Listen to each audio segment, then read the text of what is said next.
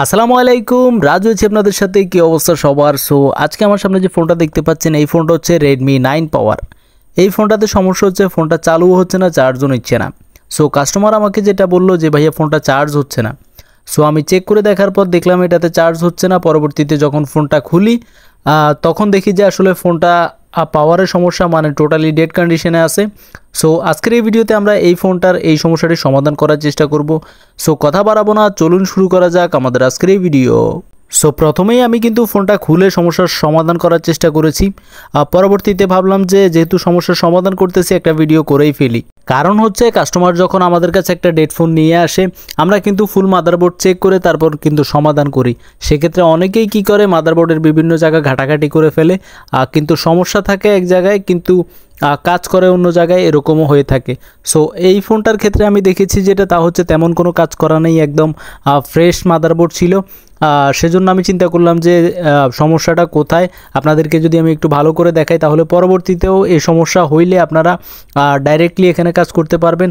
And দেখা যাচ্ছে কি Redmi 9 পাওয়ার ফোনে বেশিরভাগ ক্ষেত্রে দেখা যায় কি এই সেম জায়গা থেকে সমস্যা হওয়ার কারণে ফোনটা ডেড হয়ে থাকে। আপনারা দেখতেই পাচ্ছেন আমি ফোনের ব্যাক শেলটা খুলে ফেলেছি। এখন আমরা যেটা করতেছি তা হচ্ছে এখানে কয়েকটি স্ক্রু রয়েছে সেগুলো খুলতেছি। এখানে কিন্তু ফোনের মধ্যে অনেকগুলো স্ক্রু মিসিং রয়েছে। এগুলো সম্ভবত যে ভাইয়ের মোবাইল তিনি হয়তো অন্য কোনো দোকানে দেখিয়েছিলেন, তারা খুলেছে, পরবর্তীতে আর লাগাই নাই। সো আমরা কেচিংটা খুলে ফেলেছি। এখন আমরা যেটা করব তা হচ্ছে মিডল ফ্রেম থেকে বোর্ডটাকে আলাদা করব। অ্যান্ড আলাদা করার ক্ষেত্রে অবশ্যই Redmi 9 পাওয়ারের ক্ষেত্রে ক্যামেরার যে লকটা আছে সেটা খুলে নেবেন, মানে ক্যামেরার কানেক্টরটা খুলে নেবেন। কারণ ক্যামেরাটা এখানে গাম দিয়ে লাগানো, এখানে কোনোভাবেই টানাটানি করা যাবে না, নর্মালি খুলতে হবে। সো আমরা মাদারবোর্ডটা আলাদা করে নিয়েছি। এই মাদারবোর্ডের যে ক্যামেরাগুলো আছে সেগুলো আমরা আগে রিমুভ করে ফেলবো, কারণ আমরা বোর্ডে হিট দিয়ে কাজ করব। ক্যামেরা যদি লাগানো থাকে সেক্ষেত্রে কিন্তু ক্যামেরাতে সমস্যা হতে পারে। আর সেজন্য আমরা প্রথমত যেটা করব বোর্ডের ক্যামেরাগুলো কিন্তু খুব সুন্দরভাবে খুলে রেখে দেব।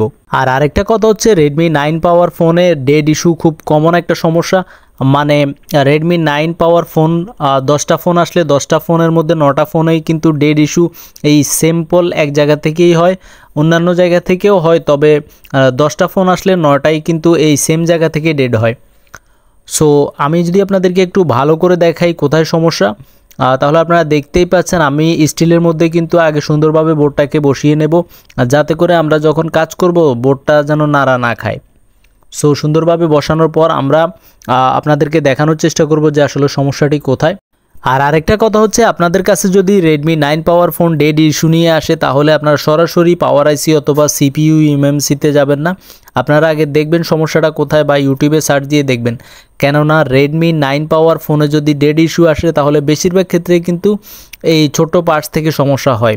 সো যে পার্টস বা ক্যাপাসিটরের সমস্যা সেটি রিমুভ করে দিলেই কিন্তু আমাদের সমস্যার সমাধান হয়ে যাবে। সো আপনারা দেখতে পাচ্ছেন আমরা কিন্তু এখানে উপরে একটা স্টিল রয়েছে, এই স্টিলটা তুলেই নিচে কিন্তু ক্যাপাসিটর রয়েছে যেগুলো শর্ট, অ্যান্ড সে দুটো রিমুভ করে দিলেই কিন্তু আমাদের ডেড রিকভারি আশা করি হয়ে যাবে। সো আপনারা দেখতেই পাচ্ছেন আমাদের ফোনের যে উপরে স্টিলটা রয়েছে, মানে যে ক্যাপাসিটরের সমস্যা আর সেই ক্যাপাসিটরের উপরে স্টিলটা রয়েছে, এটা আমরা খুব সাবধানতা অবলম্বন করে তুলব। কেননা অনেক সময় ওভারহিটিংয়ের কারণে মাদারবোর্ড জ্বলে যায়, সেক্ষেত্রে আমাদেরকে অবশ্যই 350 হিটে রেখে তারপর তুলতে হবে। সো আপনারা দেখতেই পাচ্ছেন আমি খুব আস্তে আস্তে করে হিট দিচ্ছি, কেননা ওভারহিটিংয়ের কারণে অনেক সময় মাদারবোর্ড জ্বলে যায় বা মাদারবোর্ডে নানা রকম সমস্যা দেখা দেয়। সেজন্যই আমি আস্তে আস্তে করে হিট দিয়ে স্টিলটাকে তোলার চেষ্টা করতেছি। সো আপনারা দেখতেই পাচ্ছেন আমাদের স্টিলটা কিন্তু তোলা হয়ে গিয়েছে। এর নিচে যে দুটো ক্যাপাসিটর দেখতে পাচ্ছেন এই দুটো ক্যাপাসিটরই মূলত শর্ট। সো আমরা এখন যেটা করব তা হচ্ছে এই দুটো ক্যাপাসিটর কিন্তু এখান থেকে তুলে রেখে দেব, কারণ বেশিরভাগ ক্ষেত্রে দেখা যায় এই দুটো ক্যাপাসিটরই সমস্যা হয়। অ্যান্ড এই দুটো ক্যাপাসিটর রিমুভ করে দিলেই কিন্তু আমাদের Redmi 9 পাওয়ার ফোনে ডেডের যে সমস্যাটা, মানে ফোনটা চালু হচ্ছে না যে সমস্যাটা, সেটি সমাধান হয়ে যাবে। আমাদের ফোনটা চালু হবে এবং কমপ্লিটলি চার্জও হবে। সো যে দুটো ক্যাপাসিটারের সমস্যা ছিল সে দুটো ক্যাপাসিটার আমরা এখান থেকে রিমুভ করে দিয়েছি। এখন আমরা যেটা করব তা হচ্ছে মাদারবোর্ডটাকে একটু ঠান্ডা হওয়ার জন্য রাখবো। তারপর ঠান্ডা হওয়ার পরে আমরা যেটা করব তা হচ্ছে ফোনের মধ্যে মাদারবোর্ডটাকে বসিয়ে সুন্দরভাবে চালু করে দেখব যে আমাদের ফোনটা চালু হচ্ছে কিনা। আর আরেকটা কথা হচ্ছে যারা ভালোভাবে দেখেননি যে কোন দুটো ক্যাপাসিটার রিমুভ করেছি তাদের জন্য আমি ভালো করে দেখানোর চেষ্টা করতেছি আসলে কোন দুটো পার্টস রিমুভ করেছি। আপনারা দেখতে পাচ্ছেন এই দুটো ক্যাপাসিটরের মূলত সমস্যা, এই দুটো ক্যাপাসিটর আমরা রিমুভ করে দিয়েছি। অ্যান্ড রিমুভ করে দেওয়ার পরে আপনার Redmi 9 পাওয়ার ফোনে যে সমস্যাটা ডেড সমস্যা সেটির সমাধান হয়ে যাবে। সো আমরা এখন বোর্ডটাকে সুন্দরভাবে ফ্রেমের মধ্যে বসিয়ে আমরা দেখব আমাদের ফোনটা চালু হচ্ছে কিনা। সো আপনারা দেখতেই পাচ্ছেন আমাদের ফোনটা চালু হয়ে গিয়েছে, তার মানে আমাদের সমস্যাটা সমাধান হয়ে গিয়েছে।